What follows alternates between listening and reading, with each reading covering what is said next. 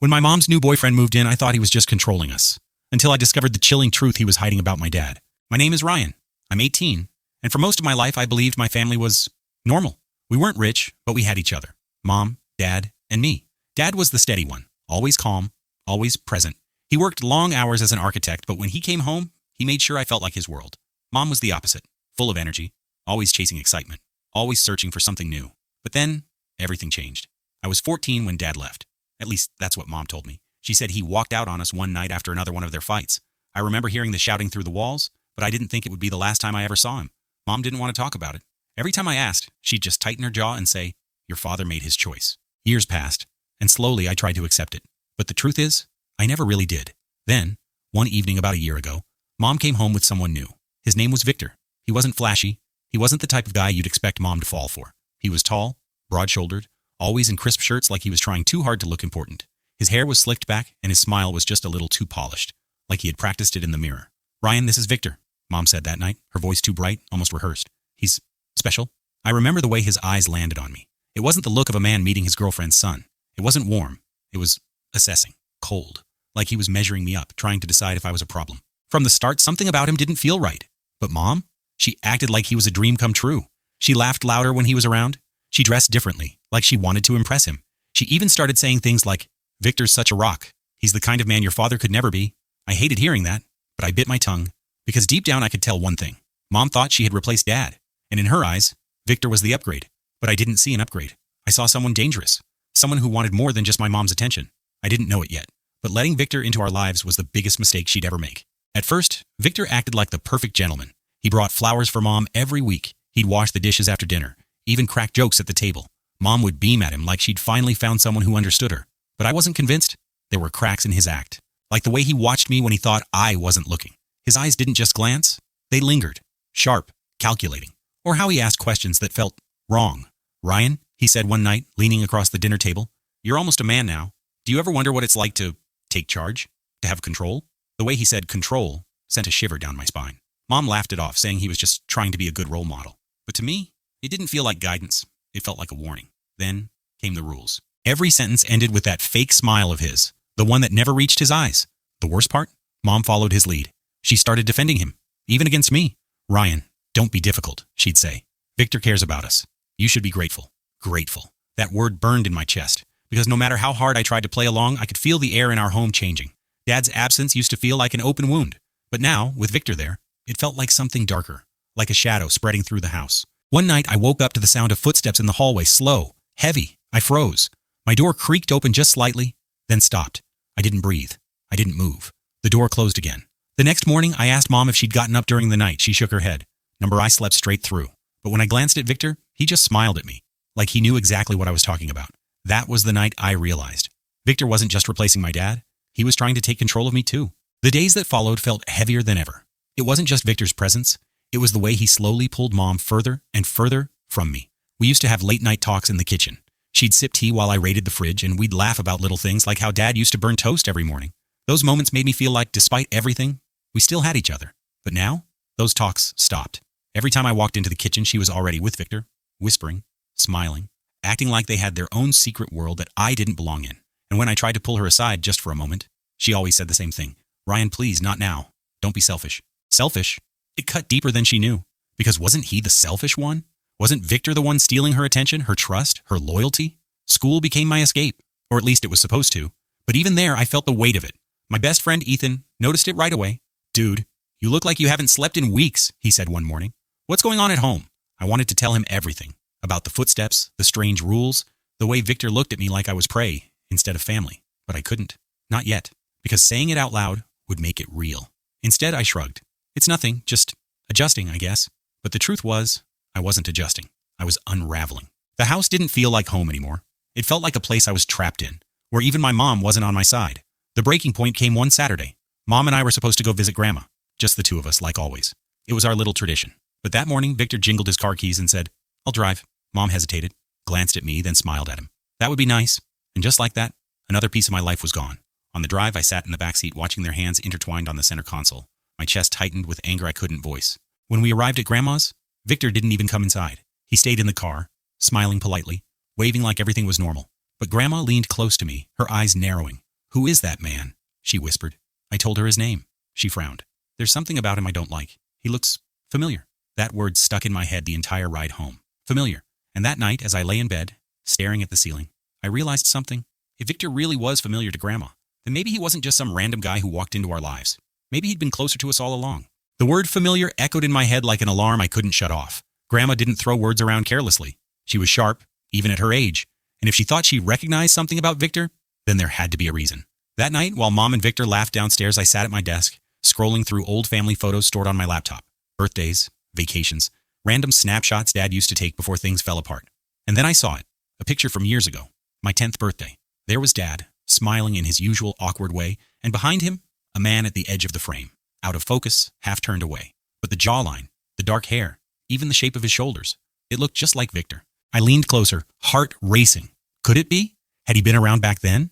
I tried to shake it off, but the thought gnawed at me. What was Victor doing at my 10th birthday party? The next morning, I brought it up with Mom carefully. Hey, Mom, do you remember my 10th birthday at the park? She smiled faintly. Of course. That was one of the good ones. Do you remember who came? Like friends of Dad's? I asked, keeping my voice casual. Her smile faltered. Why are you asking? No reason. I thought I saw someone in the pictures. Someone who looked like Victor. For a second, she froze. Just a second, but I caught it. The flicker in her eyes.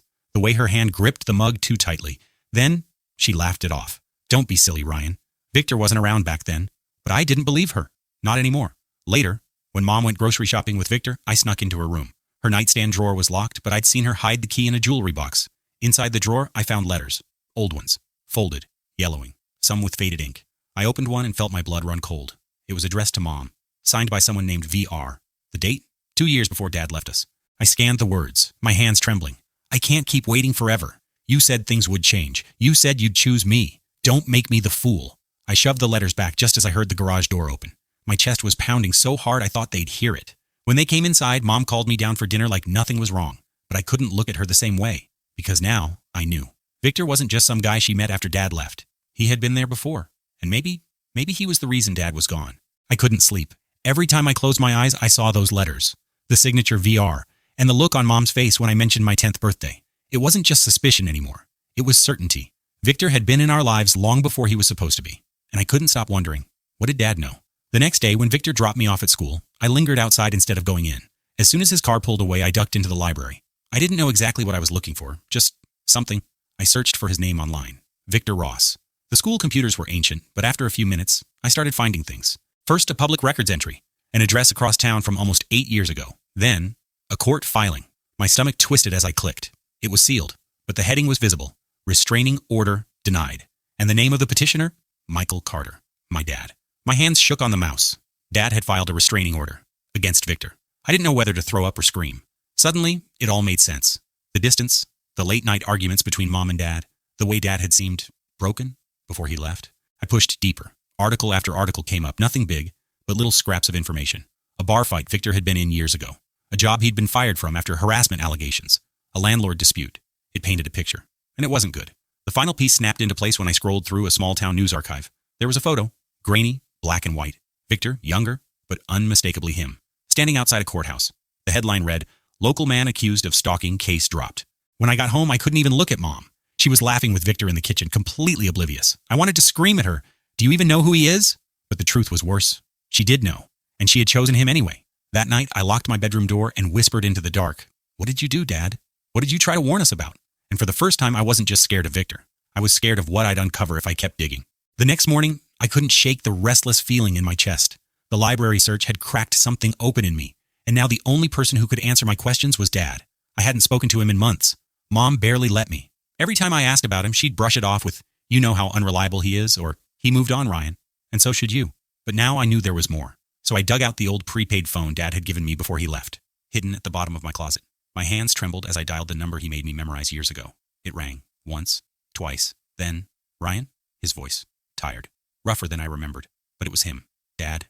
My throat closed up, tears stinging my eyes. "I found something. About Victor. About you." There was silence on the line, then a heavy sigh. "I told your mother he wasn't safe." His words came out low, filled with regret. "I tried to protect you." "Then why didn't you stay?" I whispered. He paused, then said almost brokenly, "Because she chose him over me." It felt like the floor had been yanked out from under me. My own mother, my anchor, had chosen Victor, knowing who he was. The truth hit harder than anything else I'd uncovered. She knew? I stammered. Yes, Dad said quietly. She knew about the restraining order. She knew he'd followed her for years. I begged her to see what he was, but she didn't listen. I sat frozen. The phone pressed so hard to my ear it hurt. Victor hadn't stolen my mom. She had given herself to him. That evening I watched them at dinner, Mom smiling as Victor told some dumb story, laughing like everything was fine. But now I saw it for what it was. Her laughter wasn't just careless. It was complicit. Every stolen glance, every inside joke, every moment she dismissed Dad as unstable. It had all been part of the lie. I realized something chilling that night. Victor wasn't the only one who betrayed Dad. Mom had too.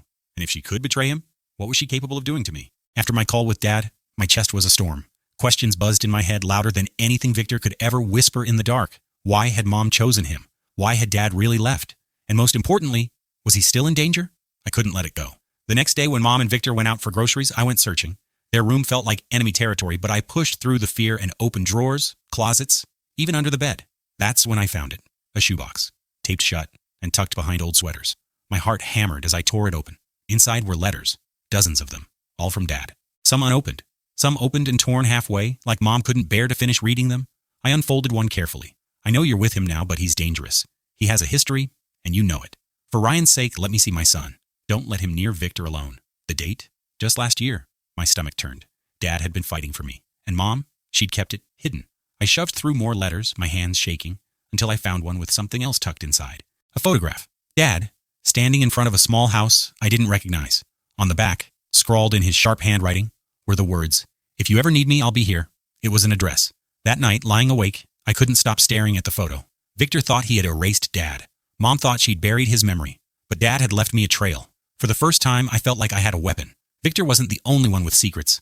And now, I was ready to uncover them. The photo burned a hole in my pocket all week. Every time Victor's hand brushed Mom's shoulder, every time he looked at me with that too calm stare, I wanted to scream, "I know who you are. I know what you've done." But I waited. I knew rushing would only make me look crazy. I needed proof.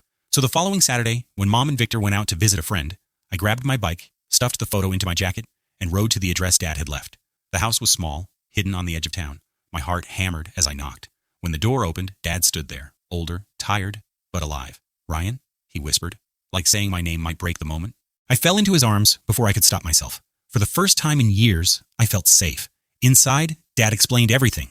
Victor wasn't just Mom's boyfriend. He had been Dad's old business partner, someone who'd stolen money, twisted lies, and nearly ruined him. When Dad tried to expose him, Victor turned things around, convincing Mom that Dad was the problem. "He's dangerous, Ryan," Dad said, gripping my shoulders. "He's always been good at manipulation. He won't stop until he has everything. Your mom, the house, even you." The pieces clicked in my head. Victor's watchful eyes, his attempts to keep me away from Dad, the way he always whispered things to Mom when I wasn't listening. He wasn't just replacing Dad. He was erasing him, and I wasn't about to let that happen. That night, back home, I decided I couldn't wait any longer. At dinner, while Mom chatted nervously and Victor smiled that oily smile, I slid the photo onto the table, the one with Dad, and the address. Mom froze, her fork clattering against the plate. Victor's expression didn't change, but his eyes sharpened. "I know the truth," I said, my voice steady for the first time. "I saw Dad. He told me everything." The silence was electric. Mom's face went pale, flicking between me and Victor like she didn't know who to believe. Victor finally leaned back, folding his arms.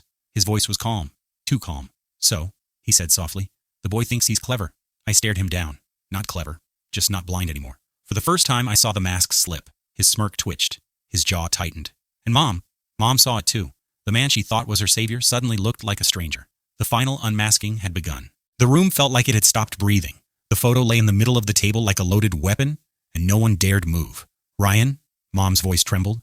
"What do you mean you saw your father?" "I mean he's alive, Mom. I found him. He told me everything Victor's been hiding from you." Her eyes darted to Victor, searching his face for answers. But Victor didn't flinch. He leaned forward, clasping his hands together as though he were the calm one. "Emily," he said, silky smooth, "you can't possibly believe this. The man abandoned you, abandoned your son, and now he's spinning lies to turn Ryan against us. That's what manipulators do." But his voice cracked on the last word. I seized it. "No, that's what you do." For the first time, I let the anger pour out. Every late-night whisper, every controlling glance, every time he tried to push Dad's memory further out of our lives, I laid it bare. "You've been gaslighting Mom since day one. You didn't just replace Dad. You tried to erase him. But you can't erase the truth." Victor's mask shattered. The charming smile slipped, revealing the sneer underneath. "You ungrateful little brat," he hissed, rising from his chair so suddenly Mom jumped. "I took care of this family when your father failed. I gave your mother stability, gave you a roof over your head, and this is how you repay me? By siding with a loser who couldn't even hold his own marriage together? Mom flinched, but I didn't back down. My voice shook, but I pushed through it. Dad didn't fail. You sabotaged him. And you almost did the same to us. For a heartbeat, Victor's eyes blazed, and I thought he might lunge at me. The tension in the room snapped like a taut wire ready to break. But then, Mom stood, and she put herself between us. Her hands trembled, but her voice was steady. Enough, Victor. I've been blind, but not anymore. If Ryan saw his father, if he's telling me the truth, then I need to hear it. From him, not from you. Victor's face darkened. He looked at her like she'd just betrayed him. You're making a mistake, he spat. Mom's chin lifted, tears brimming in her eyes. The mistake was ever letting you into our lives. The showdown was over. Victor stormed out, slamming the door so hard the walls shook. But the war wasn't finished yet, because now we had to face the wreckage he'd left behind. The house felt strangely quiet after Victor left, as though the walls themselves had been holding their breath for years and had finally exhaled. Mom sat on the couch, staring at the door he'd slammed, her face pale and shaken. For a long moment, neither of us spoke. Then, slowly, I sat beside her and placed the photo of Dad in her hands. Mom, I whispered, he's alive. He wants to see you. Her eyes filled with tears, trembling as she traced her fingers over Dad's face in the picture. She had spent so many nights clutching old memories of him, doubting her own worth, believing Victor's lies about how Dad had abandoned us. Now, that narrative had shattered. Why didn't he come back sooner? She asked in a whisper that was equal parts hurt and hope. Because Victor made sure he couldn't, I said gently. He told me everything. The threats, the manipulation. Dad thought disappearing was the only way to keep us safe, but he never stopped loving us. A single tear slipped down her cheek. She clutched the photo to her chest like it was a lifeline. The next day, we went to see Dad. I'll never forget the moment Mom saw him again. She froze on the threshold, her breath catching like she was staring at a ghost. And in a way, she was. But when Dad turned around, his expression breaking into tears the instant he saw her, the years between them seemed to melt. Emily, his voice cracked. I thought I'd lost you forever. Mom's composure shattered. She ran into his arms, sobbing into his shoulder, while he held her as if he'd never let go again. Watching them, I felt something shift inside me, like a missing piece of my world had finally clicked back into place. The weeks that followed weren't easy. There were painful conversations, long nights of unpacking wounds that had festered for years. Mom admitted how Victor had chipped away at her self-worth, how she'd clung to him because she thought she couldn't survive alone. Dad explained the sacrifices he'd made in silence, the way he'd suffered in exile believing it was the only way to protect us. But healing began, not overnight, not perfectly, but together. Victor tried once more to worm his way back, sending desperate messages and even showing up at the edge of our street. But this time, Mom didn't flinch.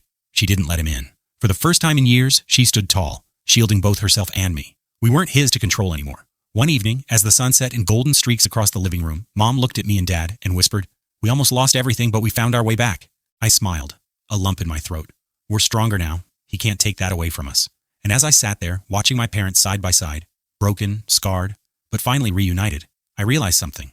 This wasn't just the end of Victor's hold on us. It was the beginning of something new, a family restored. And this time, nothing and no one would tear it apart again.